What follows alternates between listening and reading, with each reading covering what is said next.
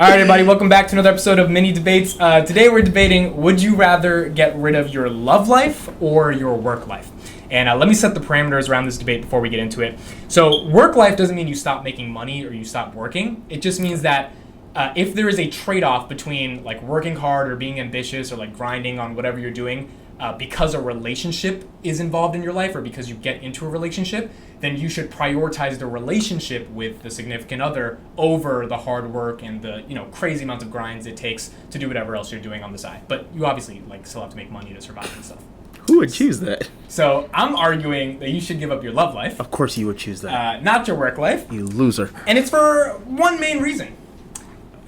Love will exist after you have done the work. Now, what I mean by that is there is a very limited amount of time in your life no, this is serious. This is a good argument. There is a very limited amount of time in your life to work really hard, right? Most of it is in your prime, which is your 20s and 30s. By the time you're in your 40s and 50s, it's not that you can't do it. It's just that you kind of want to settle down, right? You've lived a life. You kind of want to start a family, stuff like that. I feel like the reason people get married later in their life is because they recognize when they have their youth, they have their energy. And when you have your youth and your energy, you need to take advantage of that to the fullest because that will not be coming back. But that girl or guy you dated when you were 21, they could come back at 41. Like, that's theoretically possible, but your youth is not coming back. So whatever argument David goes for, he has to argue against the fact that time is simply not on your side when it comes to grinding really hard.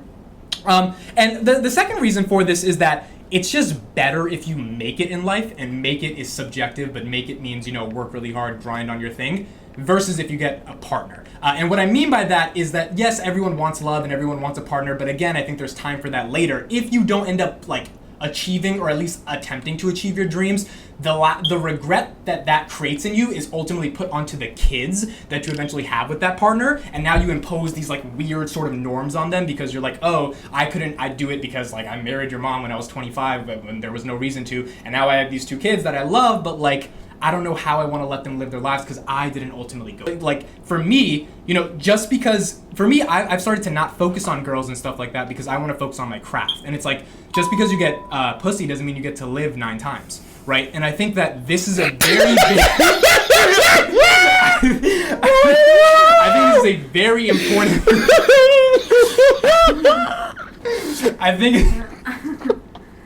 I think this is an important argument to understand because you have one life and you have time for that stuff later, but you don't have time to grind now. And I feel like that line sums up why I'm right.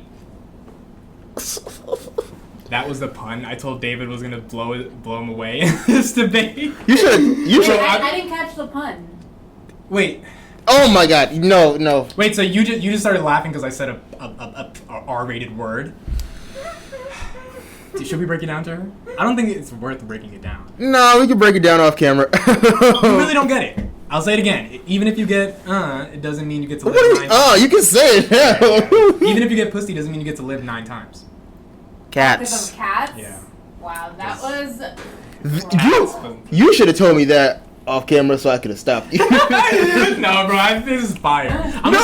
One day I'm going to be speaking to 10,000 people in a stadium, and I'm going to say that line, and I'm just going to see what happens. Your career will be over. No, it won't. You're crazy. People are going to be like, why did we hire him? I hope your mom sees this episode. This would be great if you were at a national convention. The point is, the argument is true. Just it's because not. you focus on girls or guys right now does not mean you get chances to focus on yourself right now, which means you can focus on that later. Listen, a few things that I just need to get off, right? First, I just think that the reason you're wrong about this is because you assume that individuals are somehow capable of, advancing or grinding by themselves and not being miserable in that process. I've conceded they will be miserable. No. Here's my thing. You made an argument that was people end up being miserable because they inevitably end up, having to be I don't know how to help my kid move on because I didn't grind. Here's the thing. When you create something like that and create a framework that says that we have to value work life more than we value love or more than we value intimate relationships, what you inevitably end up doing is you set a standard where people feel as though, where people really feel as though love becomes a burden on progress. And I'm just but that's I don't want to cut you up, but that's true. No, it's not. I think that argument is Remember, I'm not saying your mom and your dad. I'm not saying those types of intimate love. I'm talking about romantic love. Yeah, I don't think a huge burden on progress. No, I don't. I don't think that's true. Okay, why?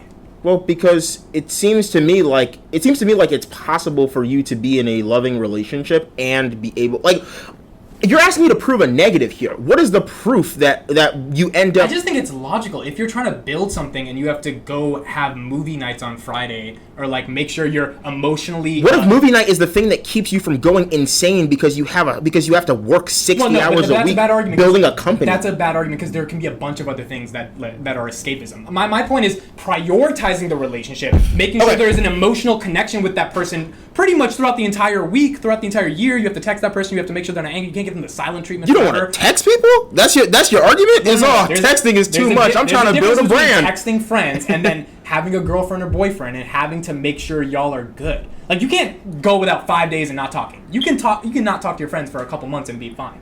Yeah, but you shouldn't. But you can't do that with a significant other. Like, it's about communication. Right, but I think that communication is a stress. Okay, I just disagree with that point, that somehow communicating with a significant other is stress. And the world, like, this is not an objective claim that we can make. The world will think about it themselves. But this is my primary argument. No, I think you're wrong on balance. But my primary argument for why it's important to prioritize your love life over your work life when those two are in conflict is precisely the opposite of what you said. You said that the people that you love will be there in the end. That's not true. You end up... your mom and dad or your sister will be there. No, I'm talking about the relationship. It doesn't hold forever if you keep pushing people off. There are a ton of people My point is you get a relationship when you're done with the hard work. With who? Like, the same way you got it in the beginning. Like, you found a significant other. Okay, Amit. There's a lot of people in the world. Amit, how long do you think it takes to build up a brand? Something worthwhile that will... my hey, point man, is, let's say you start answer at 20. the questions. 20, it takes you 10 years. At 30. At 30. What's wrong with finding a girlfriend or boyfriend at 30? So you date... Let's say that you're dating someone, you find somebody that you have a deep connection with, that you love at 22. Right. You ignore them for the next 8 years. Are they still there by 30? No. Do you think you find someone new? This is not that complex. That's my point. Relationships that start at 20 don't even last till 30. This is ridiculous. Most of them end in a couple years. No, I get it. But you're too young and immature. Right, but you assume... Here's the thing. First and foremost, most people are not building their brands at 20 and then seeing them be successful at 30. I'm not saying the time. So I think that's stupid. But my argument here is that your problem is that you assume that love is something that is infinite and that love will always be there for you. It absolutely is infinite. The same person it's not infinite with, but, like, things move on. Like, you're telling me people don't find other people? Yeah, and that's yes, you don't find that person. And the claim that you're making about being able to pursue those things later on is the reason why people feel as though they can is the reason why, like, the divorce rate is so high. It's the reason why people think that love is not a thing. It's people like you that peddle the idea that there's always something new in the water. The divorce rate is really high because they're of financial stress, mainly because people didn't actually establish themselves before they got into a relationship, which is all I'm saying you should do. I agree with you. Here's the other thing. What's the rate that when you ignore people and you prioritize your work over your life that you'll be successful? At the thing you're prioritizing? Yeah. I don't know, but the point is... It's less than 10%. David, you just made up that number. No, it's not. Yeah, shut up, David. The attempt Google.com. The attempt to do it is the happiness. Let's say you fail. Sure. But at least you tried, right? Yeah, but now you failed. Versus looking at that boyfriend or girlfriend that's now your wife forever, knowing that they didn't let you pursue what you wanted to. They didn't let you? Not because they didn't want to, but because the structure of a relationship necessitates you don't have as much time to go all in. Okay, this is about putting your chips on the table. Okay, so then I'm just trying to figure this out. So then when Steve Jobs meets his significant other at 25, your argument is that working at that point was what... Didn't he have a kid with some estranged woman and like wasn't that the thing that happened? I know he had a kid who he had never acknowledged. Right? So here's probably because he should have not been messing around and like focusing on his stuff. Yeah. So wait, your argument is that the reason why Steve Jobs had an estranged kid is because he wasn't focused on his work life? No, Steve Jobs. I'm sorry. What was the point of this example? Steve Jobs. My point is, Steve Jobs had a kid who he didn't care about. He was an asshole. My point is, if you do have a kid, that means you immediately have to let go of your dreams. Either you prioritize the kid or Why is that true? Because he prioritized Apple over the kid. That's the bad problem. Now, we got Apple, that was great, but the kid's life is like kind of ruined at that point. I think you should pick the kid at that point. But you shouldn't even get to that point Because you should not be in a relationship or doing that type of stuff if you're trying to build. That's my point. The problem with that is that it seems as though, like, for most people that will inevitably end up falling in love with somebody, what you just said means that they don't think they can pursue work anymore. No. What do you mean inevitable? You push off finding a relationship till you're thinking. So people just push off finding a relationship. It's not that hard. You just don't focus on that. This is a very simple thing. You are a living, like, demonstration of what the least romantic people look like. That's actually you're just like, oh man, just throw them away. Just celibacy for 15 years. No, I don't think that means absolutely celibate. No. You're literally like, you should. That's not the same argument. Well, we know. Okay, I'm not gonna say that. People. I don't even know what you. No, nothing at all. But It seems ridiculous. It seems ridiculous to say that people's love is a drain on their ability to work. If that's the premise of your argument, you've lost the debate. Here's the argument. That's right? I just spent 4 years in college, right? Mm-hmm. I did some fun stuff in college, right? Had some romantic stuff in college. That was cool. Yeah. College is now over. I've experienced unique and deep and sometimes flings levels of romance for those 4 years. There is no benefit at all, life-wise, like amidst life, to try to chase or experience those things for the next 5 years when I've already engaged in those experiences versus what my life would look like at 27, 28 if I spent time building. And most people, I think on average, have done some experiences in college, which means when it's time to build, after you've experienced it at a young age, you move on. There are two premises that you still have not answered here. First and foremost, being in a relationship does not reduce your drive or your capacity. David,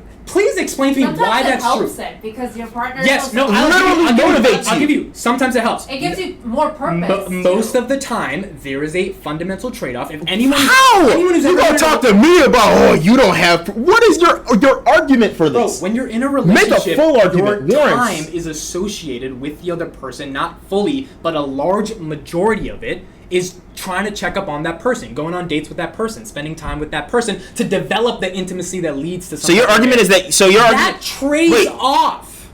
I don't know how much more easy I can say that. Both? How many hours? No. I'm not even gonna say that. Theoretically, you could. Easy. But here's my question: how many hours do you think you spend with, like, your significant other that you would in the event that you were not doing so, in the event that you were not spending it with them, that you would invest into your work? At least 80 to 90%. If you're that obsessed over it. Remember, we're not talking about people who have just 9 to 5s and have a girlfriend, boyfriend on the side. Oh, you and this 9 to 5 thing. No, stop shitting on people with 9 to 5s. This is the second time you've done it. This is the premise of the argument. If you have a regular job, there is so much time to have a relationship, and it's manageable. But first of all, the good point is people with regular jobs also have a hard time managing their work life with their personal life. So think about if you're trying to build something where you have no income, nothing, or you have like investors and shareholders to deal with, or even trying to build a brand, whatever it may be. Usually it's a business.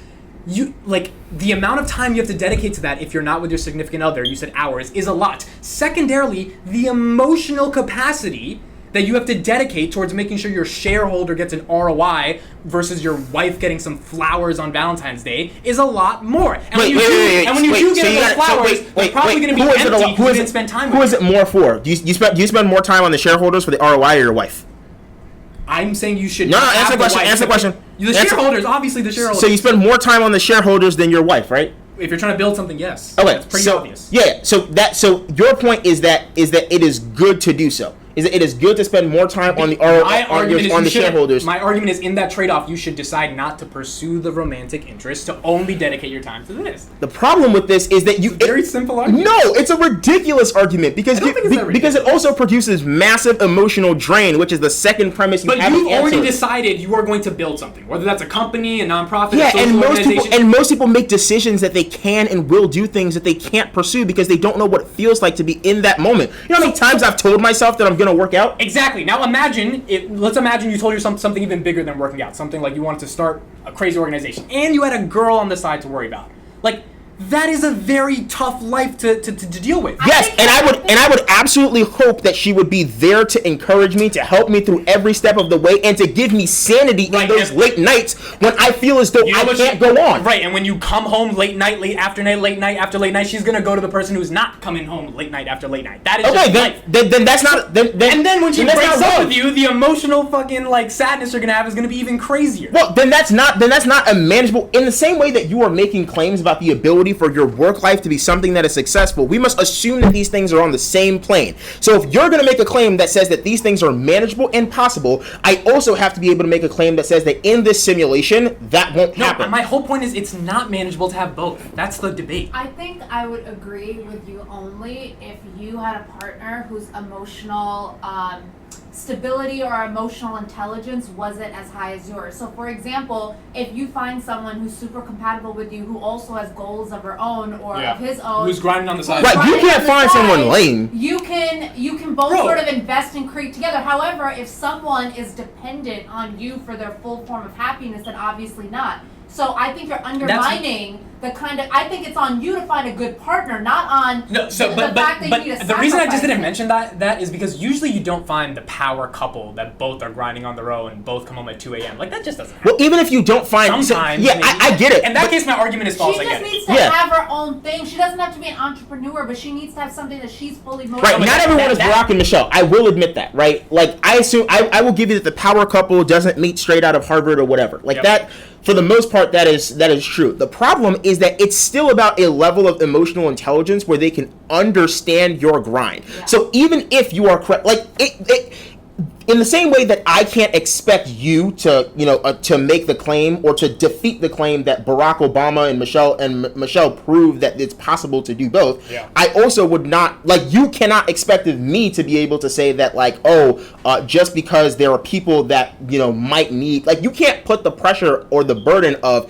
people whose entire emotional security depends on me. Because those are just bad people. If you meet those people, no matter what you do, you'll inevitably end up breaking up because you can't sustain someone's. You're making the claim that someone has a really strong level of emotional intelligence. I'm not making the claim that they have to be completely burdensome on you. I'm just saying. No, yes, you did. You were like it's so burdensome that you can't sustain. Going on dates and communicating. So do date night at home. Burdensome. Do date night at home. Watch a movie. Have somebody make a plate of nachos. It's 2 hours. Again, date night once a week, 2 hours. If you can't dedicate 2 hours you dedicate more than 2 hours once a week to styling your hair.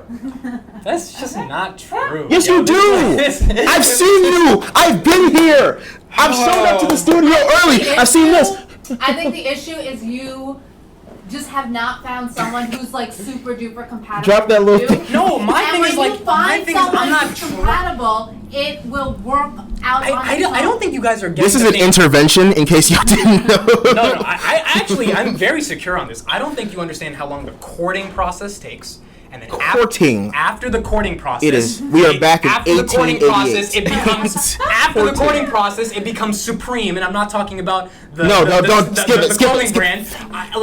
It becomes more than 9 justices worth of hours of law work that you have to dedicate to that person. This becomes a question of actually. Yo, I'm really good with these connections. This becomes a question of courting the person.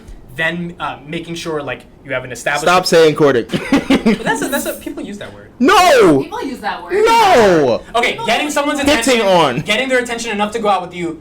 A honeymoon phase, which is gonna last at least a year, where 1-2 hours, trust me, is not enough for its nachos. Like, get out of here. Then after that, things are already going wrong because you're after the honeymoon phase, and if you dare give 2 hours when things start to go wrong, this is just not surviving. Hold on. No one has made the argument for love languages. Do you know what love languages are? No, I think we should have another debate. Love languages. What the? Oh wait. I was saying we have a whole nother debate. Oh, I've seen this. There's different ways people communicate their love. So, for example, my love language is words of affirmation. I need reassurance. I like that form of like words and language coming from someone else. Some people's love language is quality time. Some people's love language is touch. Like physical touch. Some is service. So it depends. I know where I've seen this. You know, Adagoke asked me this question about. I was like, yo, my love language is ambition.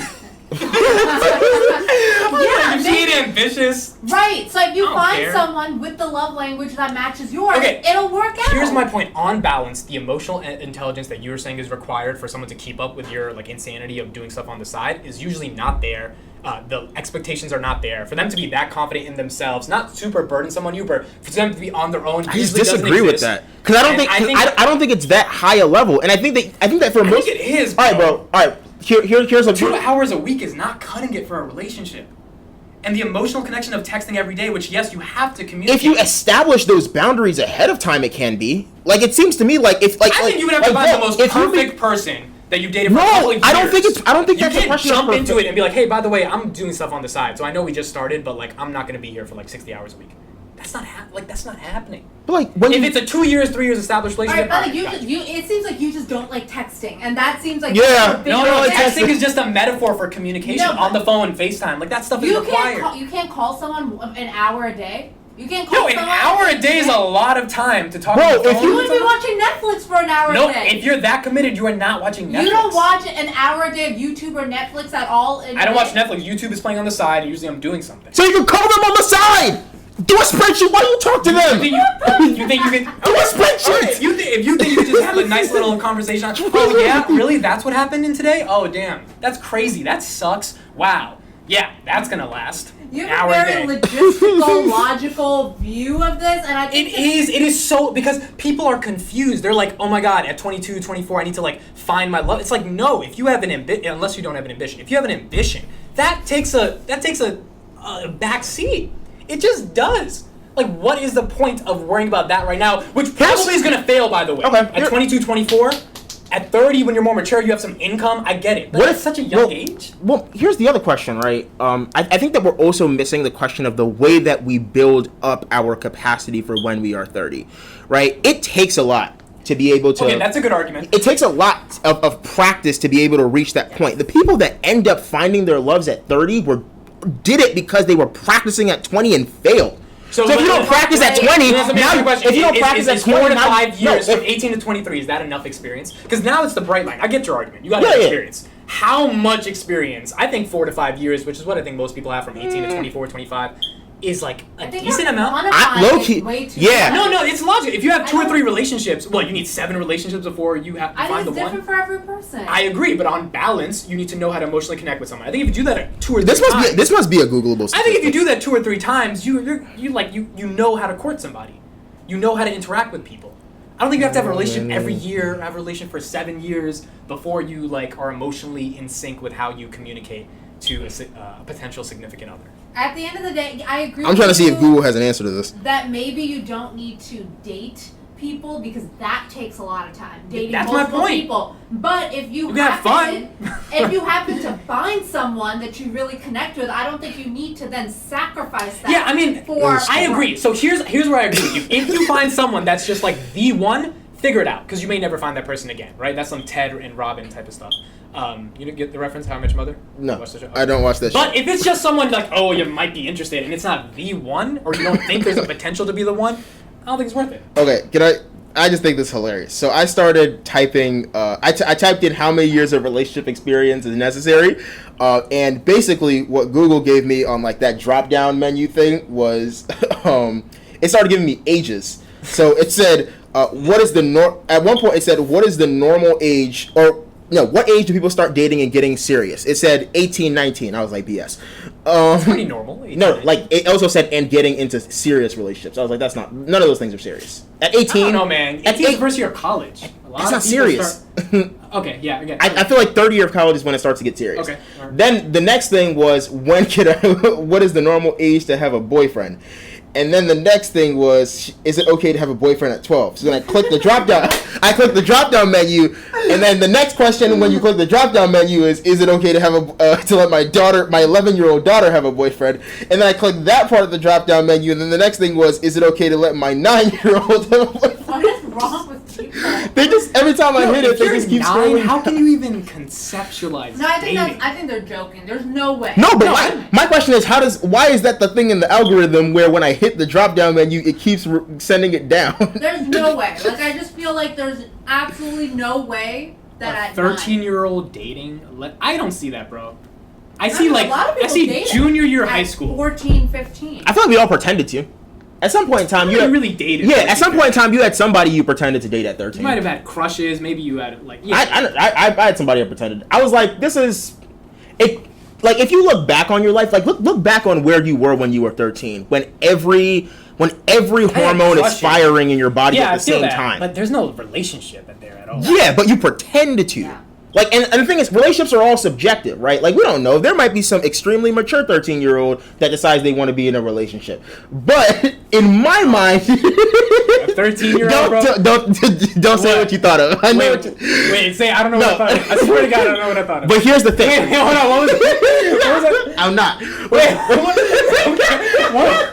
What was that? I swear I don't know what you think I was thinking. You and I had a conversation about this in relationship to Drake. I'll edit it out if it's not. No, in relationship to Drake, remember? Relationship with Drake. Never mind. Anyway, wait, what is it? Huh? It was remember the Drake R. Kelly thing? Oh, yeah. I was like, but like in my mind, I'm like, it's a relationship is a literal subjective thing that gets created, right? Yeah. So at that point, it's like, even if it is something that we are pretending to do, if in their minds it is real, is it not real? It's not real. It's not real. Fair enough. I think not at 10 or 11. In my mind, at 13, I think, does it give you some emotional intelligence? I think is the better question. I don't like, even know. Even if you're pretending, like when we were listening to Take Care, right? Yeah. All of us were theorizing about being in a relationship that we had never been in, losing an ex that we had never dated. At least I was doing that. Did that make me more ready for a relationship when I was 12 years old? I don't know. Take Care came I don't know. Answer it. Do you? I think I don't know, but you brought it up about like if there's a fantasy thing in your head. My question is, it's real to you at that time? It helps me think through it. I don't know if it prepared. Like, I guess theoretically I should think through those things early, and maybe that helps me in the future. But I don't know if I could draw a one-to-one relationship between like those experiences at 12 and me being secure at 22. Okay, here's my thing. Let's say you found a significant other right now at 22, but you were also doing something on the side, and like that thing was taking up a lot of your time. Would you end up breaking that off for that thing? I would try my best to keep it going. And if you realize it wasn't working and there was a negative impact on the business, depends it depends on how important this if this person is important. If this person is important enough, I will work through it. Yeah, I'm sort of on the side of like people outweigh like work life for me. Like people I care. But you're saying people outweigh money, which I get it. But this is not about money. This is about your ambition. Because you always. This is about what I started my thing with off of time. Because this is what rich people. This is what rich people do. They always This is the thing that I've always appreciated about you. You, for somebody that is, I would not say you're rich. You are not rich. You know how much I'm down on Robinhood right now? I've seen it actually. It's bad. You're not rich, right? But you think like a rich person. You have the thought process of a rich person, which I appreciate, right? You've got ambition. You think through costs and benefits.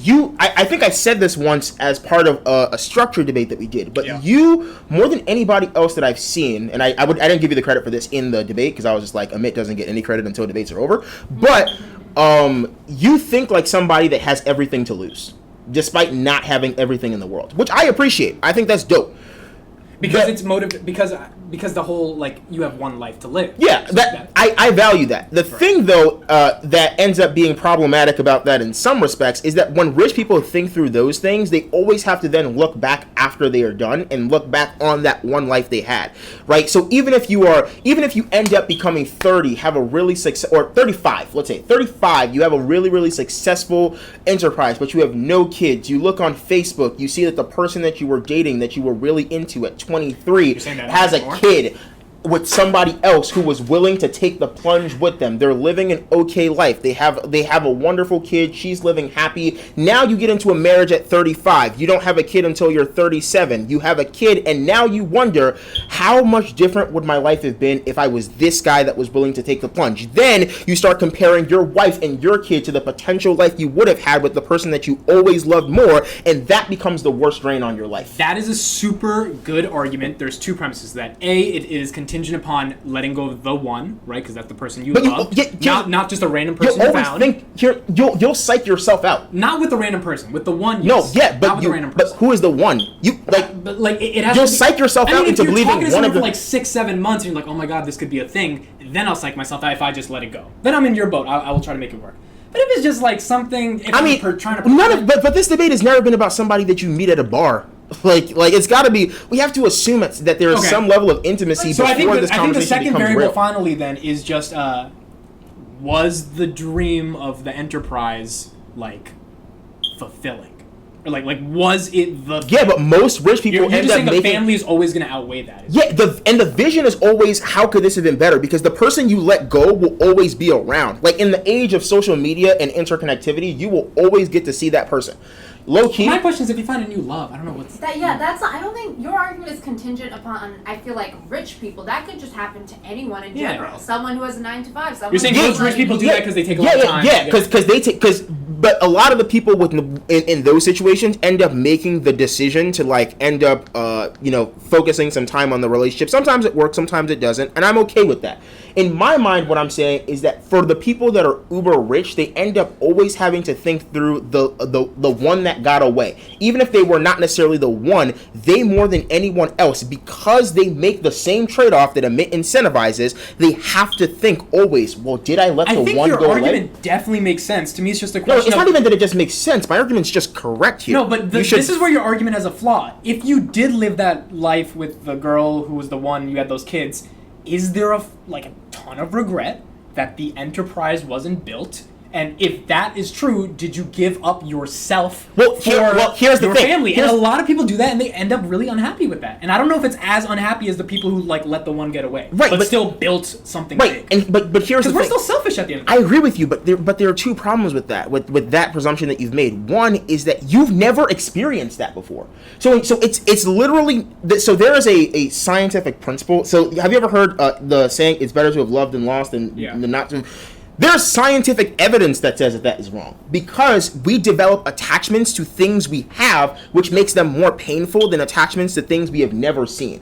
So if you end up abandoning the dream, but you have never physically lived the dream, if you didn't lose it doesn't hurt as much. No, I think it hurts more because you never even tried. No, there's neural evidence that says you're wrong here. Fuck that evidence. I don't care about the evidence. Like, if you didn't try... Yeah, of course you don't. That's why you're bad at No, debate. that evidence is stupid. If you didn't try, you're gonna feel like regret. I guess that's... No. The biggest piece of proof you have is that cheap slogan, "Oh, you miss 100% of the shots you never take." I think you're right if you tried at 35 and you failed, and now you don't got a kid, a family, you don't. No, but even when you succeed, then I'm like, yeah, you got it. Yeah, I mean, but and also that's most people. Most people that make that That's why decision to living try. on the edge is like... Most people that make that decision to try end up failing, which makes true. your argument even worse in this context. Okay, we'll end it there. But I guess this depends on do you want to have the regret of that thing, or do you want to let that person get away?